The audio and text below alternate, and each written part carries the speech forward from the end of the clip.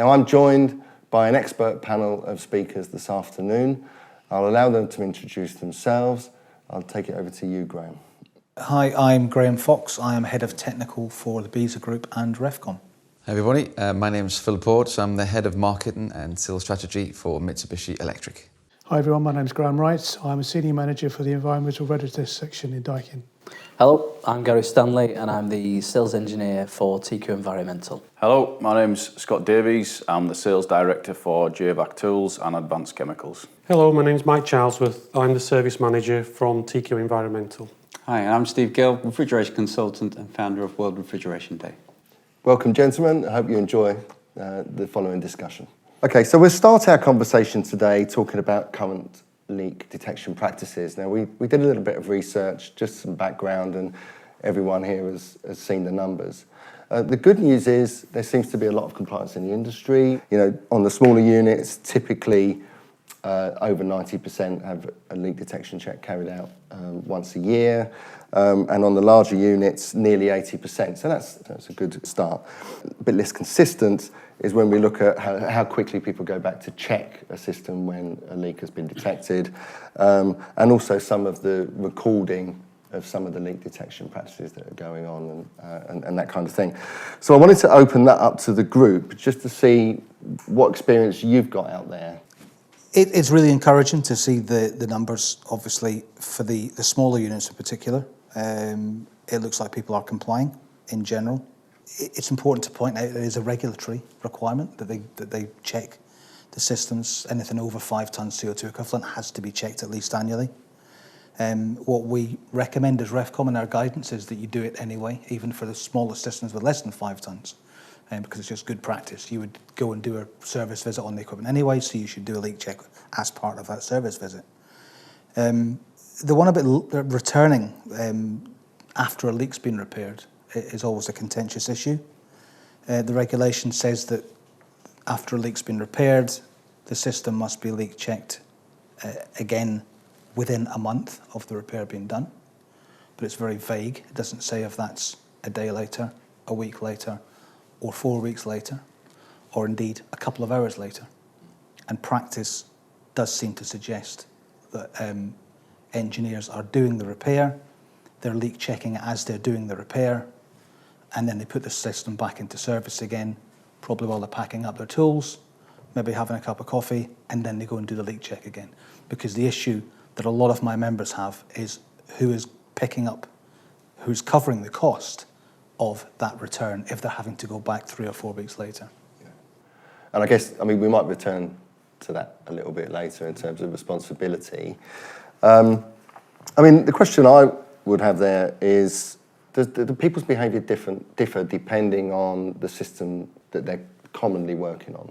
So if you're only working in commercial, premises, do you have a different approach to if you're working in hospitality or something like that? I don't think so. I actually think we work with an industry that's very compliant. And I don't think it matters what kind of system you're working with, whether it be a small split system to a large refrigeration system, or even some big chillers on site. People want to ensure that they're keeping the gas in place, primarily for an environmental reason, but obviously there are other costs, etc. Refrigerant increased in cost sometimes 4 or 5-fold in the space of months. And everyone suddenly went, oh, this is not a commodity anymore, this is actually something, this is a finite resource and I need to protect it. And that made, for me, the whole industry sit up and think about what they were doing, and you see the results there in those numbers.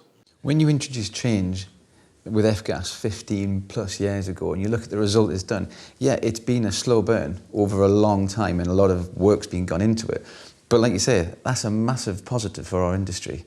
I was just going to say the drivers, from my experience of industry, have been safety, obviously risk involved, as you said, about people, and the cost of refrigerant. The regulatory push has been there since F-gas came in, and that has been a slow burn, although it's been required. It's safety and refrigerant costs have been the main drivers. Mm-hmm. I think it does depend. Looking at the smaller systems, if it's a domestic environment, that's a very different ballgame. Most of the installations that are done commercially or for other businesses, there will normally be business practice in place, but the client is demanding some kind of record being kept anyway. Yeah. So that helps to focus the mind. I mean, I suppose maybe that is where I was coming from, really, because if it's a householder, they might have a completely different view to if it's a commercial building, to if it's, a risk, fixed leak detection, for example, presumably more high-risk situations where, you can't afford to get it wrong. I mean, what's your experience? Particularly on things like ammonia, where it's a matter of life and death. It's got to be constantly checked, maintained, serviced, and ensured that it's protecting, one, the people that are working there, but two, also the environment that it could escape into as well. So in that respect, yes, as an industry, I think we've got it spot on, and we do best practice to ensure that well, one, we avoid leaks, but two, if we do have them, it's rectified and dealt with at the earliest opportunity. I guess all of this leads back to Graham's point earlier on about on that return, because that was the number that actually my eye was drawn to. You spot a leak, you fix it, but then it's a bit questionable whether or not anyone goes back to check it, and there could be quite a long period. And we talked about responsibility for that. Again, we come across that quite often, where myself and Mike will both do site surveys, and particularly on some of the smaller food manufacturers. So let's say, for instance, somebody who makes sandwiches, and you'll go in to recommend to them what leak detection that they require, and essentially, once we've sized it and priced it, we then pass it on to the contractor who is looking to install it. He then goes down to his customer, and his customer will say, right, let's say, for instance, I've got £10,000 worth of gas, but you want £8,000 to install a leak detection system. I'll take the risk. But that's what I mean. There's one supermarket chain in particular that started having an all-inclusive contract. It was an all-inclusive package price they paid for the maintenance. All of the refrigerant costs became borne by the contractor. And what that did was it focused the contractor's mind and attention a lot more on making sure the system was leak tight. So there is talk about that kind of contract becoming a bit more common. I also think there's a bit of a fundamental misunderstanding about who the owner of the equipment is. Yeah, absolutely. The owner of the equipment is the person who owns the building. As a maintainer, you're responsible for ensuring that you maintain the equipment within the F-gas regulation, ensuring that the owner of the building is compliant. And I think the misunderstanding is that this second visit that comes along, which is a check visit, it shouldn't be too much of a problem unless they find the leak's returned or another leak. It's just forgotten about because the owner doesn't want to pay for another visit. Quite clearly, the regulation has been written in a certain way to ensure that leaks are stopped as quickly as they possibly can, which is why that methodology was put in place. It could well be that in the future that might get taken away because it's not needed, but at the moment we don't know. And this data very clearly shows that we're not going back for the second visit, primarily because of cost and primarily because the people who own the equipment don't think they own it. They think they've subcontracted that ownership to maintenance companies, where in fact they haven't. There's also remote monitoring in some of the larger systems, that it's been repaired and the engineer's left. The people monitoring remotely, do we need to go back? Well, that actually counts under the law about returning to leak check within 1 month. A remote check does count for that. It does count. Because the leak check can be an indirect leak check. So you check in operational parameters of a system, which you can do remotely if you have the right software in place. So actually that does help people leave it for a couple of weeks, bed in after the repair, and then check it a couple of weeks later.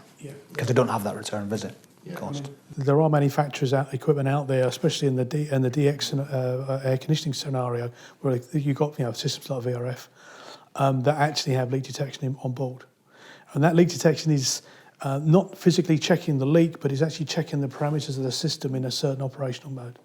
And that is allowed under the F-gas regulation. So that helps, but it doesn't solve the problem, if you understand it. It tells you where you are in terms of your charge in that particular system, but that's not used widely through refrigeration or even some of the less complicated systems.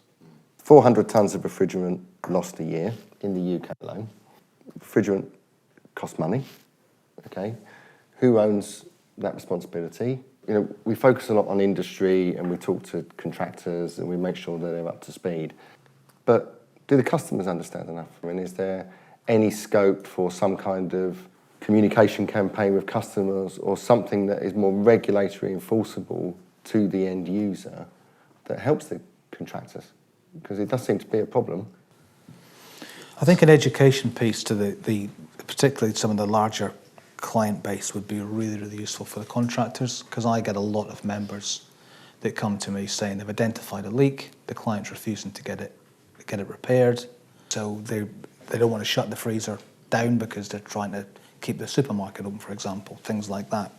And so there's a lot of commercial pressure on the end user in that case, and they're just refusing to allow the equipment to be shut down to be properly repaired. And I get members coming to us for advice saying, where do I stand legally with this? Because I've told them there's a leak and they're not getting it checked. They want me to top it up to keep it going for a couple of weeks. I think one of the issues is around data and how we record leaks. We need some kind of standard way of recording leaks, and it needs to be stored in a central database. That would then give the owners of the equipment, whoever that might be, a bit of clear responsibility about how they behave and what they need to do. I also think that sometimes money talks, and that's why you get into these situations where someone doesn't want to shut an office down or a production line down and just top things up, which is completely against any of the regulations, but hey, that's life, I suppose, the reality of it. Data is the key, and the problem is that, Kelly, you mentioned 400 tonnes of refrigerant is lost in the UK every year. That's an estimate. Nobody actually knows how much is lost because that data doesn't exist. There's nowhere that's actually been recording that historically. And we put some software in place we gave to all of our members specifically so that we could actually start collating that data. So I was able earlier this year to harvest data for a year's worth of usable data from something like 1,000 contractors. And it's all anonymised, so there's no issues about commerciality or confidentiality or anything like that. And I was able to give DEFRA exact figures for a few refrigerants we just picked out as a sample for them to show what we can do. And it showed the exact amount of refrigerant that's been charged into systems in a year, the exact amount of refrigerant that's been charged as a top-up after a leak repair or after a loss for whatever reason. And so it's only now, and it's only if all the contractors are using a software like that to actually record what they're using that we'll start to gather that real data rather than using estimates. Well, I think that's the thing, because everything seems to revolve, particularly in the larger clients, the supermarket chains and that it's cost versus profit. If we're losing 400 tonnes of refrigerant every year, then a lot of these chains will be contributing a great deal of that. And if they are made more environmentally responsible towards what they are losing and held accountable for it, then I think, well, I'm not saying it would change overnight, but certainly it's something that would make them sit up more and think about what they are doing and what they need to do. Yeah, because the numbers, the industry up to the customer, looks like it's doing a good job. But it seems to me that your kind of 15% or whatever it is you're missing is a hard one to do in our own supply chain because it goes right up to the customer. And so, like you said, it's how you articulate the story. If you look at the responsibility that Graham talked about, there's two reasons predominantly why we do leak detection. The first is safety. If you've got an ammonia chiller, if you've got an A2L refrigerant in a hotel bedroom or an office, you need to have leak detection. The other is what we're now talking about, is the corporate social responsibility. If these national supermarkets are guided down the route and explained how they are actively contributing to climate change, it's how you articulate that story and show them, the CO2 equivalent of those 400 tons of refrigerant that's been released. That makes a huge difference. But how many of us around this room have actually articulated that to the larger chains that we're talking about? Like you say, we stop at the M&E contractor or the maintenance contractor. It's how much gets through to the actual person with a pound, shilling and pence who says, I've got to close my store for like how many days just to have a regular maintenance check, have leak detection. There's another slide talking about the engineer's perception of what affects leakage the most. Some of it is on standard of installation and quality of brazing around the joint, how pipes are routed and supported. If you look at the bar chart, there's more people who think that the standard of service and maintenance is a contributing factor. Now, it's back to the point, who's paying for the service and maintenance? Are those service contracts ground the future? If that is to be believed, then that means that it is again the customer. It's the customer appetite to actually pay for this thing to be serviced and maintained. It doesn't surprise me that statistic that nearly 60% of them are saying the standard of service and maintenance is the biggest cause, because there does tend to be a race to the bottom. So for the service contractor, they're often tendering against a number of different service contractors, and there's always going to be somebody who's going to go in cheaper just because they need the work. And if they're going in cheaper, then they're going to have to cut corners somewhere, and it tends to be you'll get, for example, large VRF systems. You'll get somebody who's pricing that job on the number of indoor units, and they'll do it 20 quid an indoor unit or something. And it's a crazy way to price a job, because you can't possibly do the checks properly. Talk about the leak detection methodologies. The kind of person that's going in there, is that what's impacting on the methodology, or is it the type of system they're using? So will they have an electronic, a sniffer, or will they have a bubble-up spray or Spectraline kind of product, UV dye? Is that affected by what they're working on, or is it the quality of the contractor? I think it comes down to the contractor as well, because a couple of the methods you've mentioned there of handheld leak detection and bubble-up spray, and I'm sure you've all seen when people talk, oh, what method do you use? You hear people go, literally fairy liquid. Yeah. And right, so in F-gas regulations, your detector has to detect from 5 grams per year and under. Bubble-up spray is basically a pinpointing product that will not detect, I think it's estimated around 16 grams per year. That's the maximum a spray will leak detect down to. So you've got to find the leak with the leak detector first, but then you can pinpoint it with a spray. However, people will sometimes just go with purely spray and won't own a leak detector. They'll think that's a perfectly good way of leak detection and finding leaks. It isn't. You've got to have both methods, I said, because it comes down to pinpointing or actually finding the leak. That's a good point. That's a good point, very because good point, the bubble method really is only acceptable during the installation when you're doing a pressure leak test, not for an annual leak test under the regulations. The bubble method, you've got to figure out where the leak is first. So you definitely need a leak detector. I mean, obviously, it depends on the quality of engineer that's looking at it, but they would look at the system and say, okay, this system is underperforming because I think of a lack of refrigerant or for other reasons. And there could be lots of other reasons, by the way, but lack of refrigerant tends to be a deduction of several things that are happening with the system. Then you've got to figure out where that leak is. Again, it comes down to cost and how much detection you've got. The leak could be over there, your detector's over here, so the amount of gas you're going to lose depends on how much gas detection. I think that's where you look at what gas you're using and what detector. If you're using a refrigerant that's heavier than air, R410A, R32, this is nothing new, because we all know 6 inches above the skirting board, that's the place, because the refrigerant's heavier than air, that's where it's going to settle. So even a pinhole leak over a few hours will gather in the lowest place on the floor, and you're going to get a high enough concentration to detect that. So that's where choosing your location and the type of detector becomes key. Does everyone know that? I mean, Well, I think the way I've always explained it, if a leak detector is available from wherever and it says this leak detector detects everything, that's not a very good leak detector for me, because you could pick up anything. A forklift truck could go past and off your leak detector goes, brilliant, there's a leak there. I think you have to pick the leak detector for the job. As you were saying, hydrocarbons. Yeah. You need a specific leak detector for hydrocarbons, because there could be other units in that area you're working in that have a different refrigerant in it that could be leaking, and it's setting your detector off. And you have one specific for CO2 that only does CO2 and doesn't pick anything else up for the exact same reason. So I think it's very much down to picking the right detector. Pointing at installation or service is the pipework's already been installed. If there is going to be a risk of a leak, it's actually done. It's normally going to happen either because the pipework's not been put in properly, or it's not supported properly, or something else has happened, like someone hanging something off a bit of pipework that shouldn't be there, shouldn't have been done. Servicing a piece of pipework doesn't really make that much difference to it, other than physically looking at it. I suppose the only point there is, if you confuse service and maintenance with system inspection, if there was an issue at the point of installation, Well, you're never going to find that out unless you go back and do something, which would probably be a service and maintenance visit, which would involve some level of inspection. I think there's a differentiation there, and you touched on it before.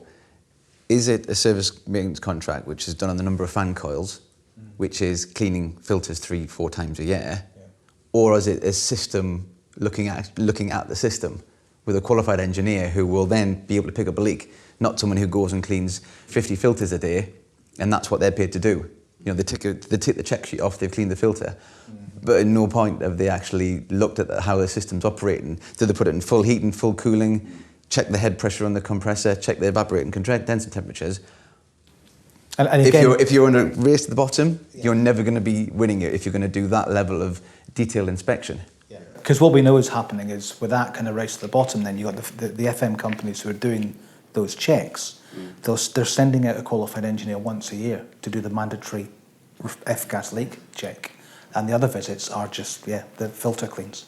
So they're part-skilled people. So they're not actually technically able to evaluate the operation of the system to tell if there's a leak anyway. Yeah. I think something we've noticed as well, I think obviously the industry we look at is the commercial industrial side of HVAC. A lot of the comments you see sometimes come down to automotive HVAC, where you see certain garages openly advertise, we will top up your refrigerant in your air conditioning system, and they sell a can of refrigerant in Halfords. And I think if we have to look at one side, we have to look at both sides. It's got to be industry-wide. It can't just be, oh, well, this sector does that, but that's automotive, so that doesn't really count. We'll just brush that to one side. It's got to be the whole thing, because then you get the engineers on our side saying, well, how come they can get away with it? It's got to be right across the board.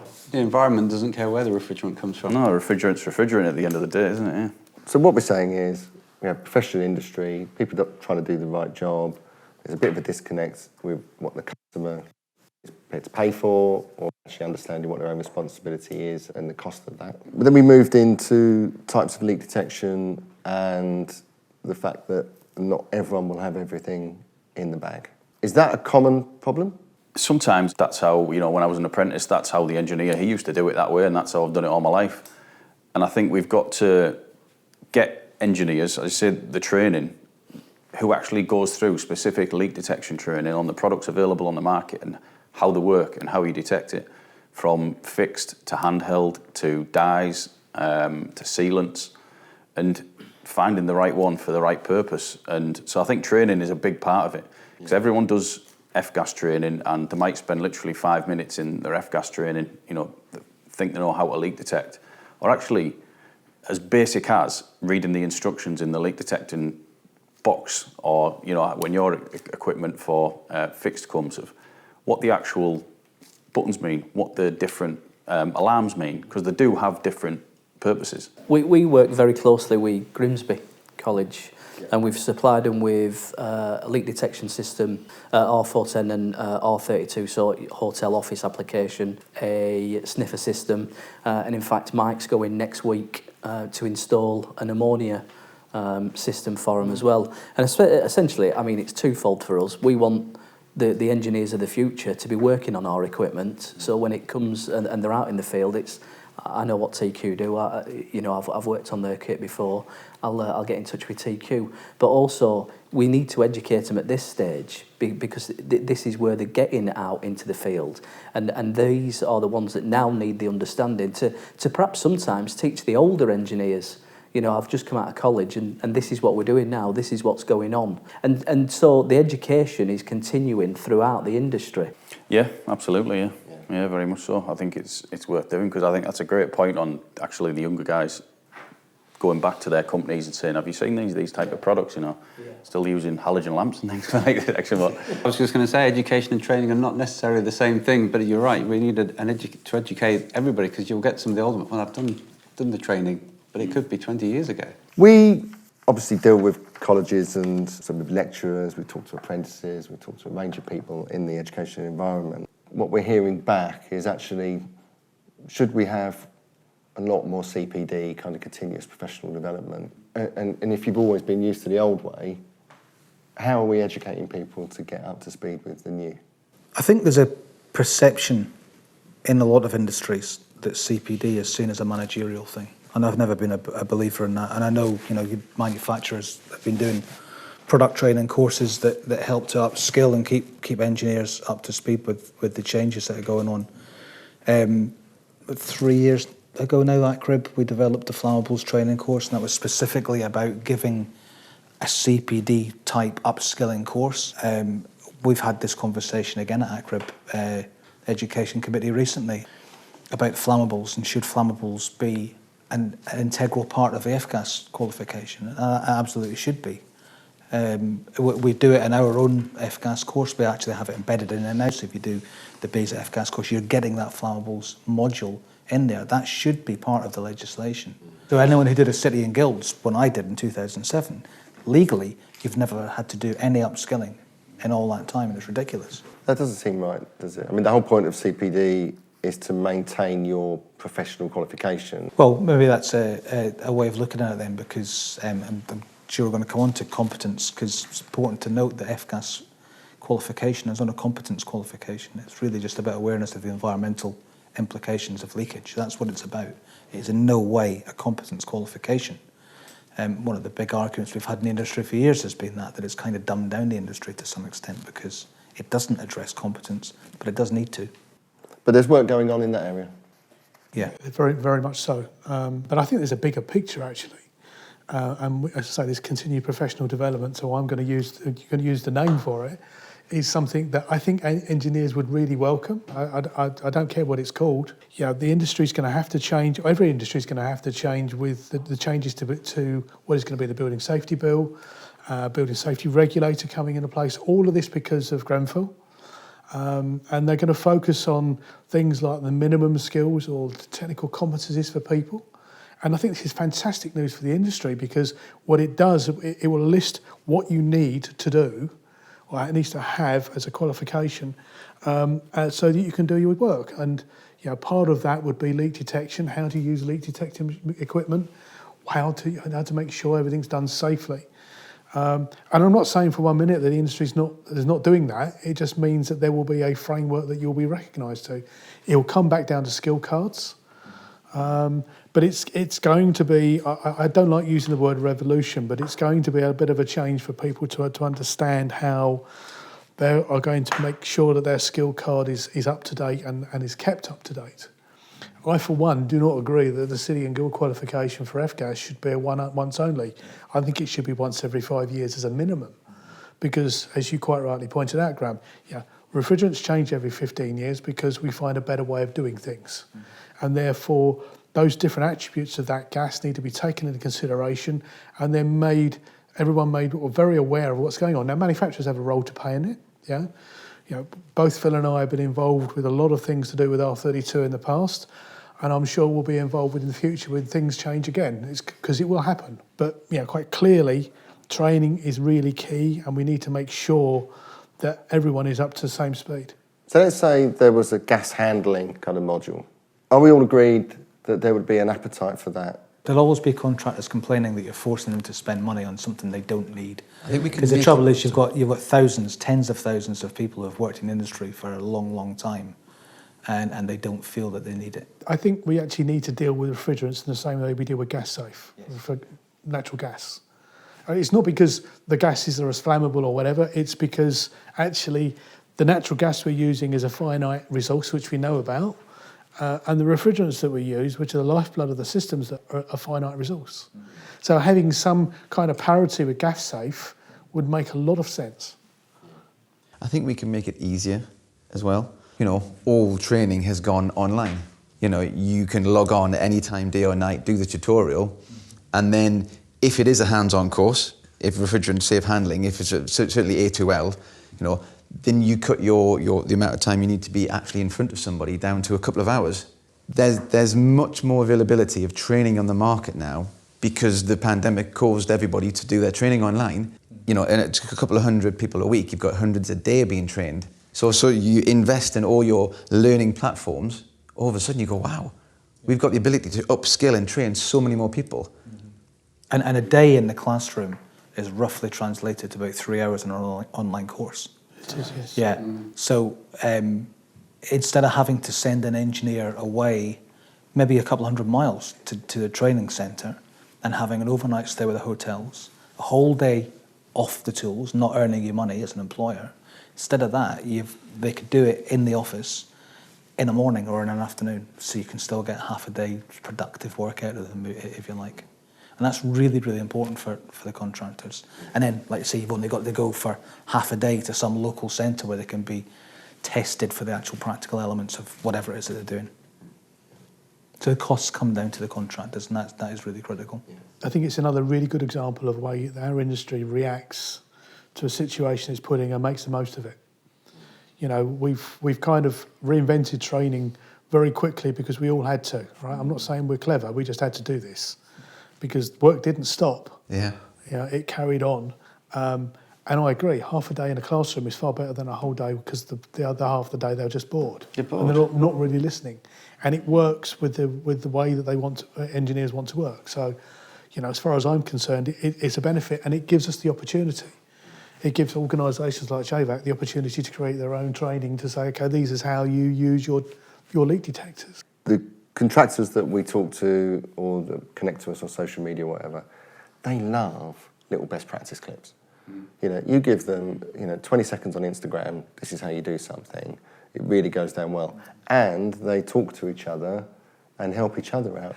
I just want to put Graham Fox on the spot just for a second and talk about, we've got big changes coming up in 2025 in terms of F-gas regulations, but what do the next 3 or 4 years look like really in terms of compliance and the regulatory environment?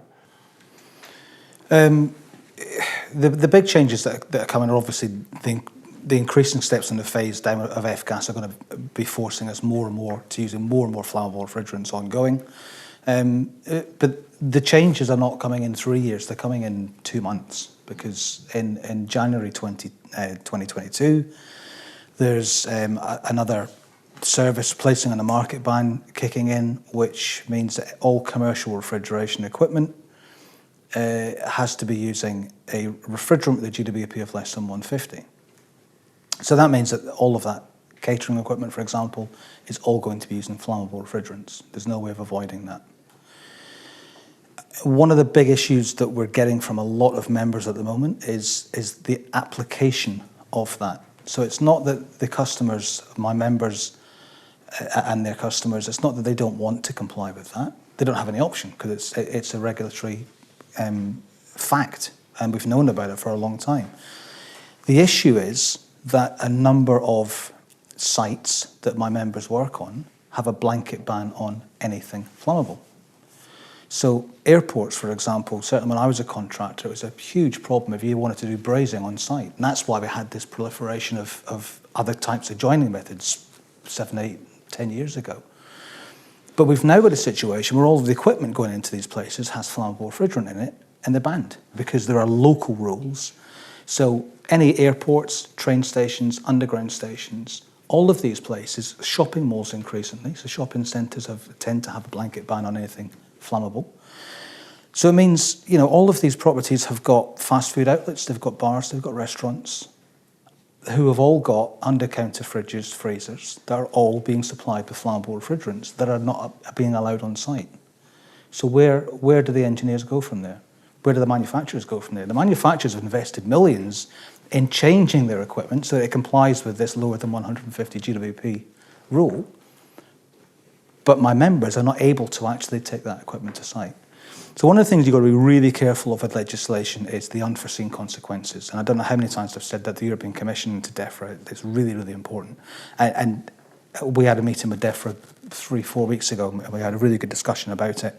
They get it, they understand they've got a very big problem, and they're now talking to the HSE to try and get over this.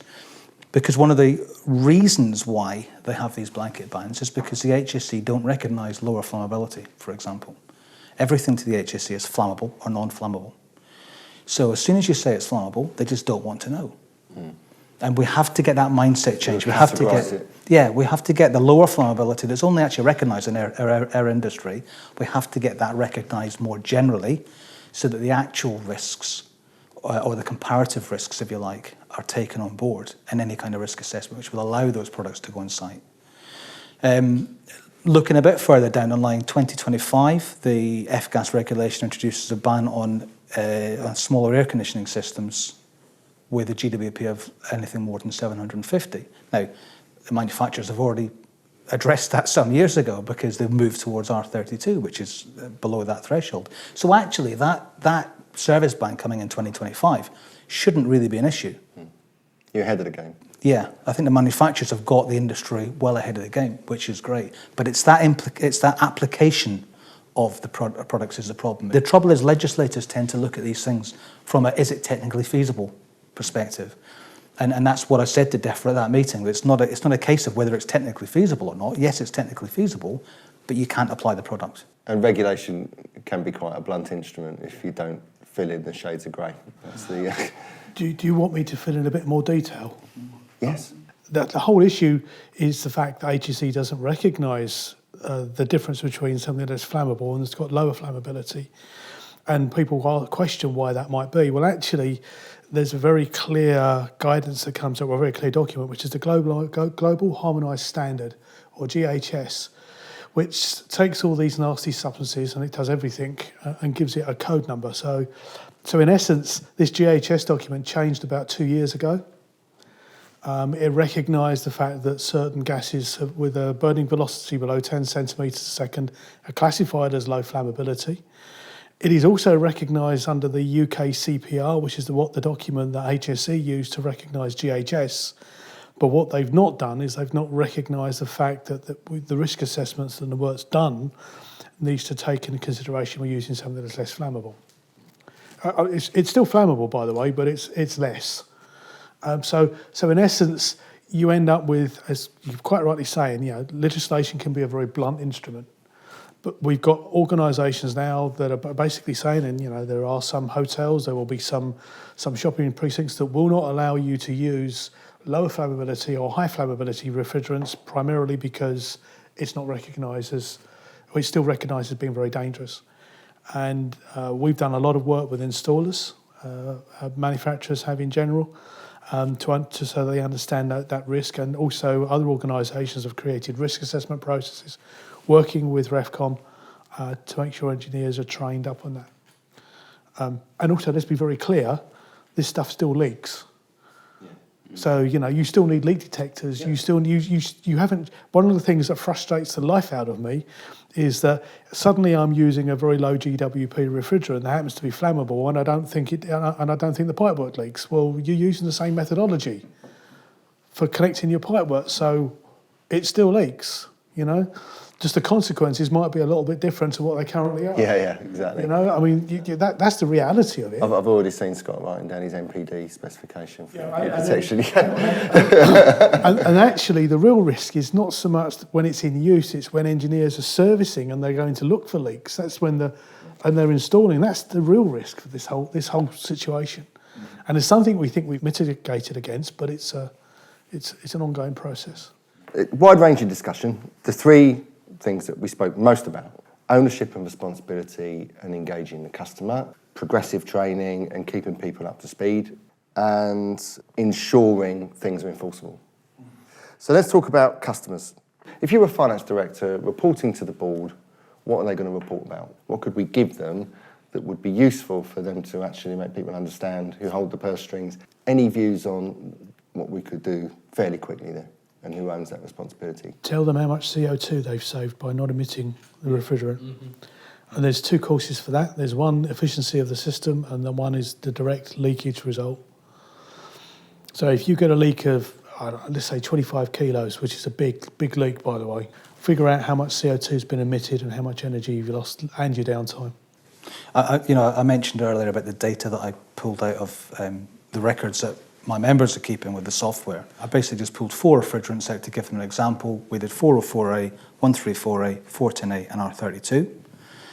And what I found was really interesting, it's all about statistics and how you present them. So when I presented the statistics, I did it in total leakage in terms of kilograms and total leakage in terms of CO2. Now, of course, the same leakage with 410A as R32, the same rate of leakage, is 3 times as much in CO2 tonnes equivalent when it's 410A than it is when it's R32. That's what's important. We mentioned earlier about the kind of signposting to customers, getting the message across to customers. The problem is, if you're talking to your engineers, they understand about just the practical need for cutting the leakage because the indirect emissions through the additional power that's used.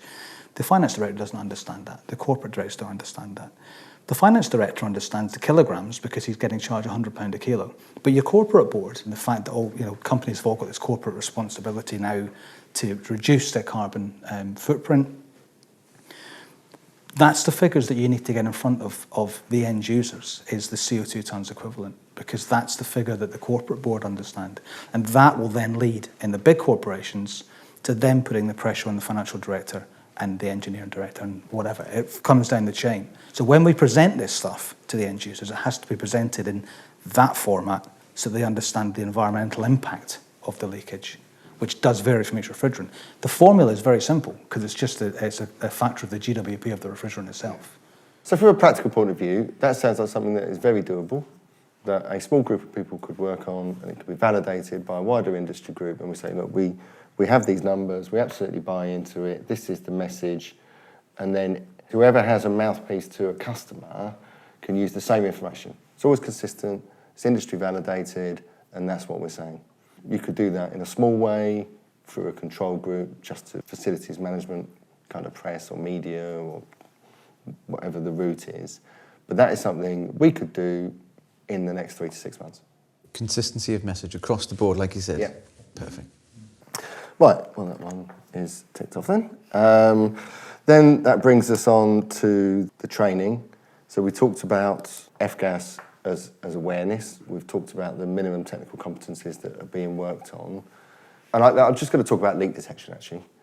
What is it that we could and should be doing today to help the engineers? Engineers that have been in the industry for a long time, got their own tried and trusted methods, or those that are coming in.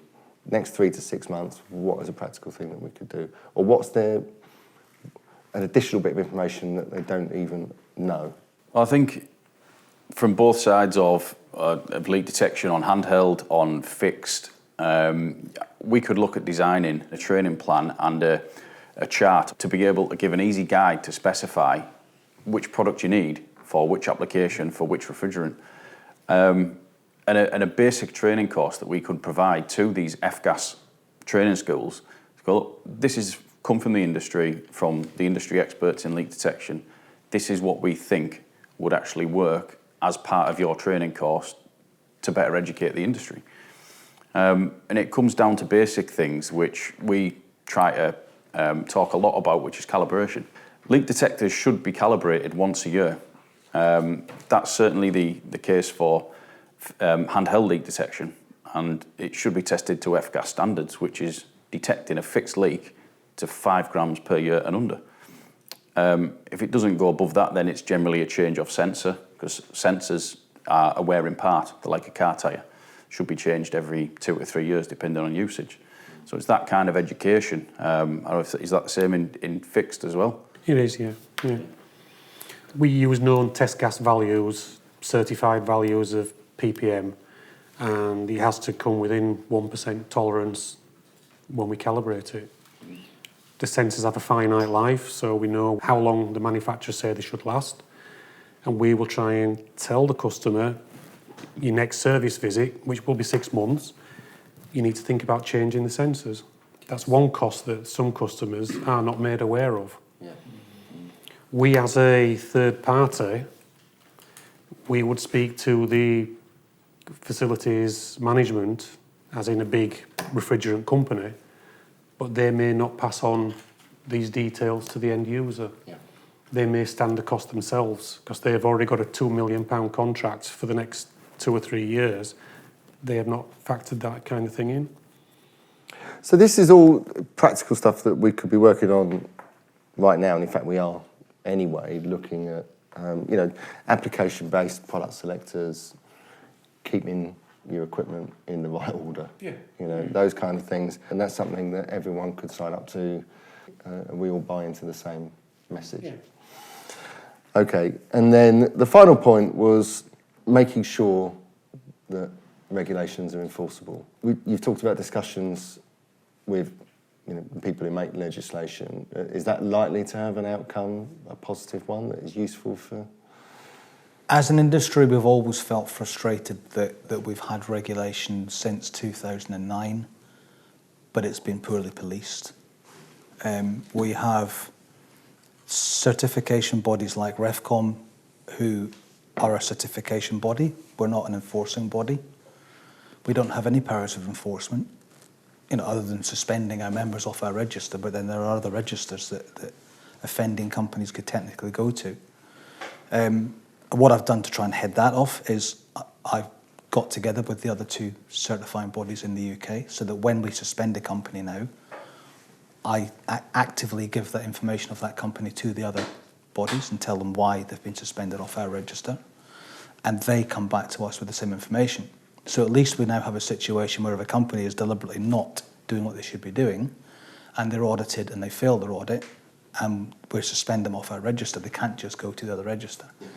So there's that aspect of it. But I think that the problem is what we've always been needing is a visible policing of the regulations. So the actual enforcing body is the Environment Agency for England and the devolved equivalents in the devolved nations.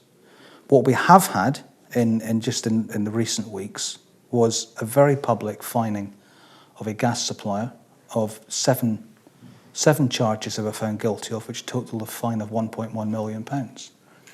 Now, what I've been saying to DEFRA, we've been saying to DEFRA for years, is we need to have that to actually demonstrate to industry that it is being policed. Because a lot of the stuff that's been going on to date has been done off the record. This is the first time that a case has gone right through the legal process to the point where a company's been fined and it's on the public record. And it gave us the opportunity then to go to the press, the trade press, and really highlight it. And thankfully, all of the trade press picked up on it straight away.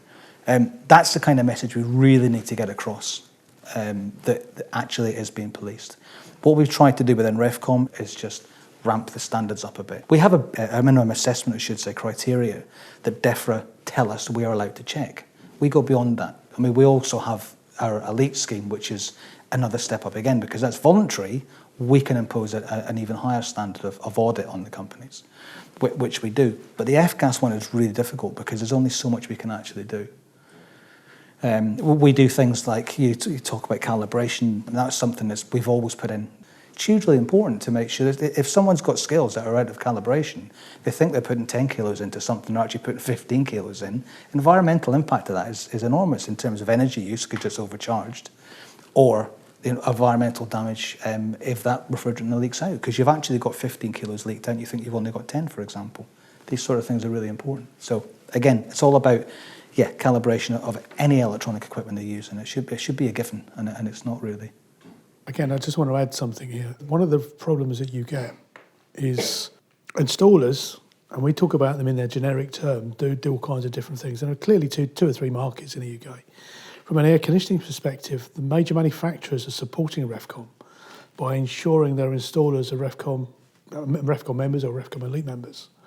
And in doing that, we think we've raised the industry up to a fairly high level in terms of auditing and in terms of the work that's done. And that's just something the industry has done, because we think that is the right thing to do. There are other sectors that probably could do with that kind of uplift, and I'm sure that if given the right impetus, they would do it. Just before I wrap up, I'm going to ask that kind of killer question.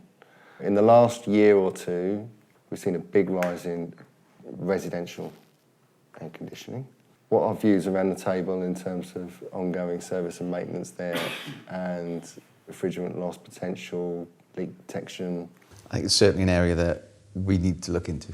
I think it's in since the start of the pandemic, garden rooms, home offices, the residential air conditioning market in the UK has substantially increased. I think we don't want to be in a place where we start seeing volumes akin to Southern Europe in the southeast of England, typical climates, and it be relatively unlegislated. I think we run the risk of if someone has a 2 kilowatt split installed in their garden room, and thank you very much for installed it, and that's it, no service, no maintenance contract. I think that's something that, the less than 3 kilos of refrigerant size of things, we certainly need to look into that. And if we look to the future, You know, at the moment we're using R32. If you're using much smaller volumes of refrigerant, we're talking about potentially going to even more flammable refrigerants like propane, you know, R290. Yeah. So if you look at that, then you start thinking about what kind of regulation should we start thinking about now, because they'll be on the drawing board. There is, I mean, if you look at air to water heat pumps, there is already R290 propane heat pumps on the UK market. That's package systems. Yeah. But the next step is to have a split system through a wall to a 2.5 kilowatt split. Yeah. What do you do then when you've got a garden room with a 2 kilowatt or a 1.5 kilogram charge of R290? Yeah. You know, that's something we need to, how you police it? Well, I mean, one of the things that we're trying to do with this current F-gas review to try and help policing that, because one of the issues is that R290, for example, propane, isn't covered under F-gas regulation at all. So technically, you don't have to be qualified at all to install an R290 split system, which is ludicrous when you think about the safety risks involved. What is on the table with the legislators at the moment, both with the UK legislation and the EU F-gas regulation, is to widen the scope of the F-gas regulations to include all refrigerants. So it won't really be an F-gas regulation, it will be a refrigerants regulation. And that's really important because it then levels the playing field. We all know now that no one can go and install an F-gas split system without having that F-gas qualification certificate, without being registered with REFCOM or however. And we need to have that same level of check done for any refrigerant. I didn't know that. So in the refrigeration industry, if we're talking about a CO2 chiller cabinet, if you don't need to be F-gas registered to be able to install that? No. Wow. No. Isn't that a mass? We talked earlier about loopholes. I mean, that's a huge loophole, isn't it? I mean, It's a new one on me, that as well. But we had the conversation with the European Commission late last year about it, to try and moot it as a possible thing. The reason they said it's difficult is because the F-gas regulation is an environmental regulation.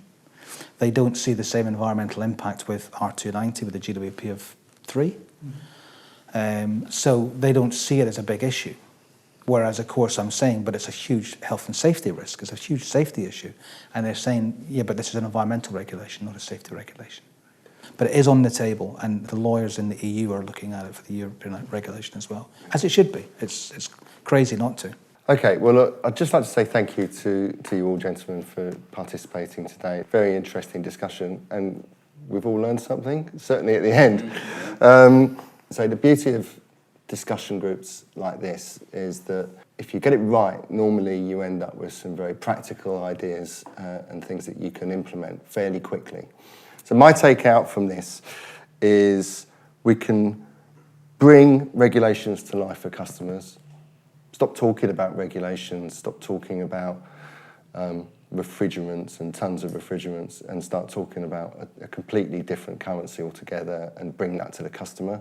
This group actually is part of a series of activities that are going on for a leak detection campaign that will be run early in 2022. And that's something that I think this whole group can actually work on, and that could be a practical output for the campaign. The second thing is helping engineers keeping up to speed and making their life easier. And we've committed to come away from this meeting and to look at some practical best practice, educational things that we can do, the product selector, that kind of thing. And finally, and this is Graham Fox's day job, I guess, generally anyway, what fascinates me about this and working with various trade bodies and different influencing groups is that they do a great job of protecting the industry from the unenforceable, sloppy regulation, things that are great ideas in an office, very difficult to implement. And I think it was quite satisfying to hear that you're working hard just to make sure that we're not pushing things on contractors or putting them in a position where they just can't, it's just impossible to deliver, or it has no value. And by the way, along the way, we're wheedling out the ones who don't want to play the game and making sure that those who do it properly, get the value that they deserve. So, great session, hopefully the first of a few. And I look forward to seeing you all again. Thank you very much for your time.